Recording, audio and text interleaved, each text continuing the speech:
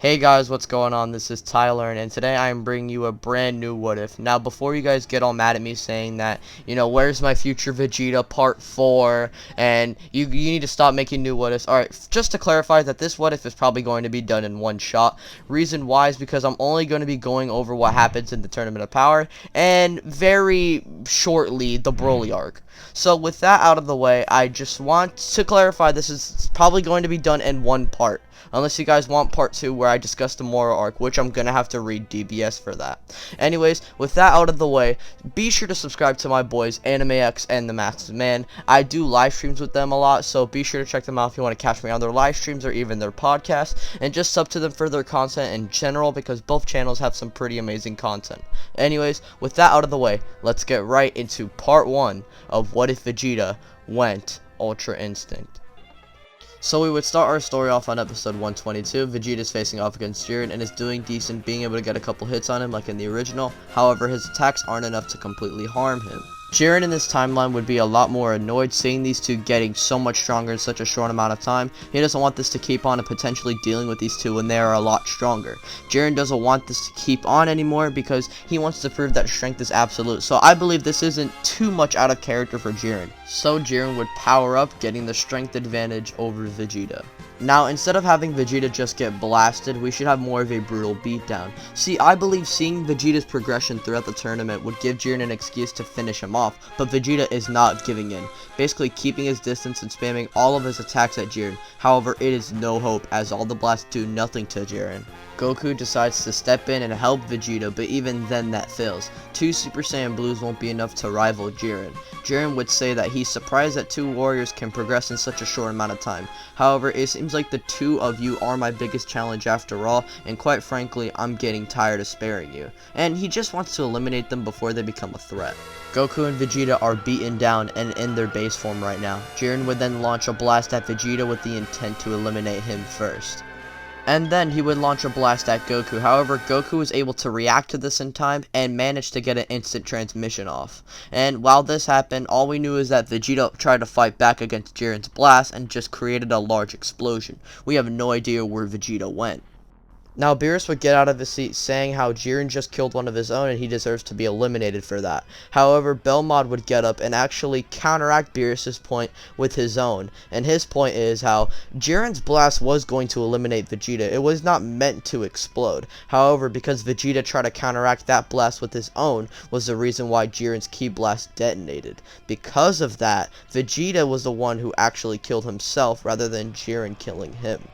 While they're going at it, the Grand Priest is debating in his head whether or not he should eliminate Jiren. And while that's happening, Golden Frieza 17 and Gohan would actually react to Vegeta's death. 17 and Gohan and Frieza are just shocked at Jiren's power, and Golden Frieza didn't really care about Vegeta's death. I wouldn't say he's necessarily friends with him anyway. He's just, very weird about it. Gohan and 17 are just shocked that Vegeta, one of their best, were bested by Jiren so easily. Now remember, Toppo is fighting 17 and Gohan, and because they're distracted at Vegeta just dying out of the blue or just disappearing, Toppo would actually take advantage of this and begin to get the advantage over Gohan and 17.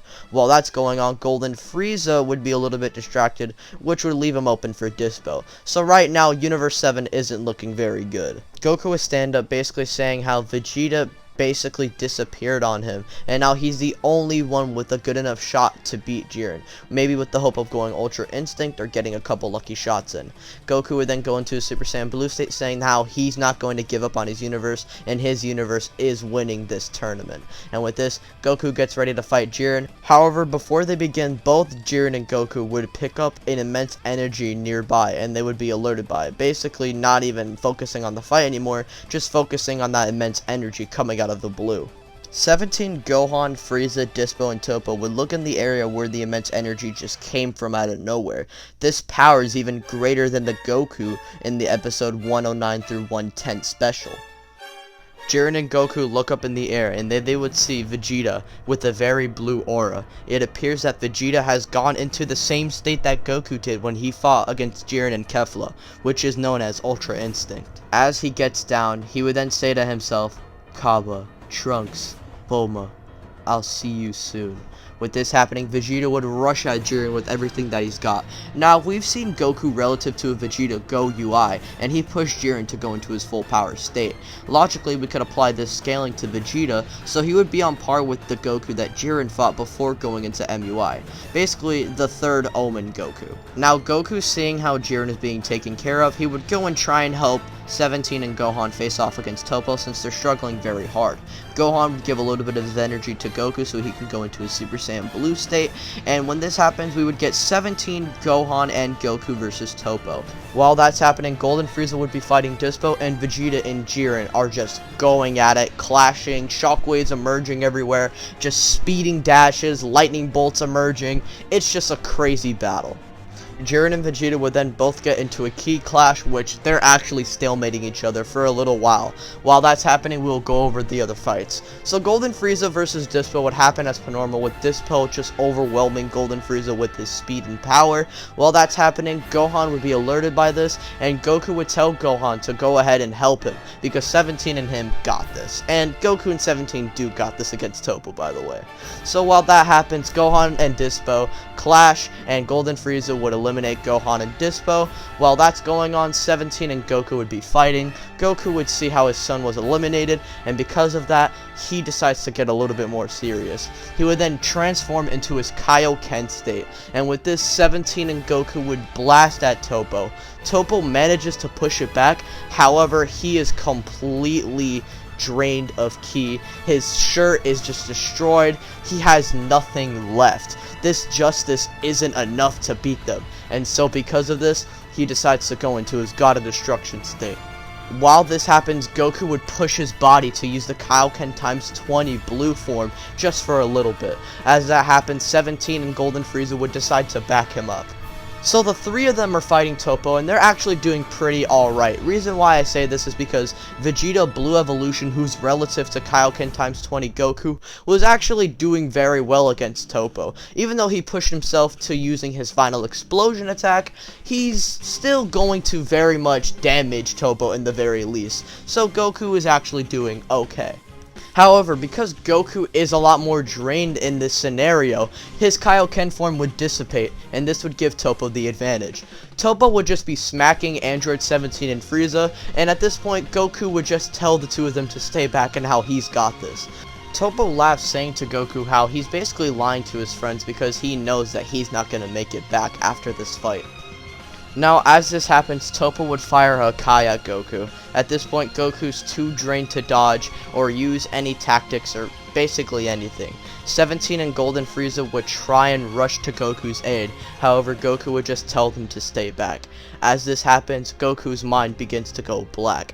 He would hear the voices of his teammates, Piccolo, Gohan, Vegeta, Frieza, 17, 18, all of them basically cheering Goku on in his head, saying how he's got this, he's the only warrior who can defeat Jiren, he has to do this now, he needs to help Vegeta defeat Jiren and save their universe. And with this, Goku would awaken Ultra Instinct. He would dodge Toppo's Akai and punch him in the stomach, heavily harming him. Now, we know that Toppo scales below full power Jiren, and this third Omen Goku pushed Jiren to using his said full power. So, I believe what would happen is Toppo would try and fire a huge ass Akai, however, Goku would just fire a Kamehameha Blast, which would send Toppo out of the arena. We cut back to Jiren versus Vegeta, and the clash still goes on, however, Vegeta basically is thinking about Bulma, Trunks, and Kaba, and manages to overpower Jiren. Now, with this happening, Jiren would just be completely pissed off. He wouldn't necessarily break his limit like he did against MUI Goku, but he would still be mad nonetheless. Jiren would start to calm down, and then he would just start laughing a little. He would then say, "Try and defend against this, Vegeta." He would then fire a blast at the Universe 7 spectator seat. Vegeta would then move ahead of the blast to completely block it and protect his friends. However, as he's moving to block it, he would fire a blast at Frieza, 17, and Goku.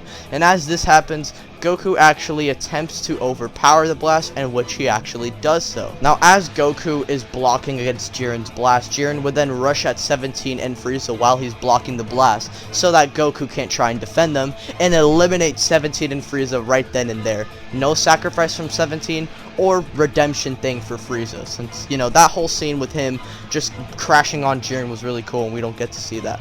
See, because of this, Goku would then see Jiren behind him after realizing that he eliminated 17 and Frieza, and he would begin to fight with Jiren. They're swapping hands, however, Vegeta would come in, crashing on their fight and interrupting him, stealing Goku's fight in the process, and just start wiling out on Jiren.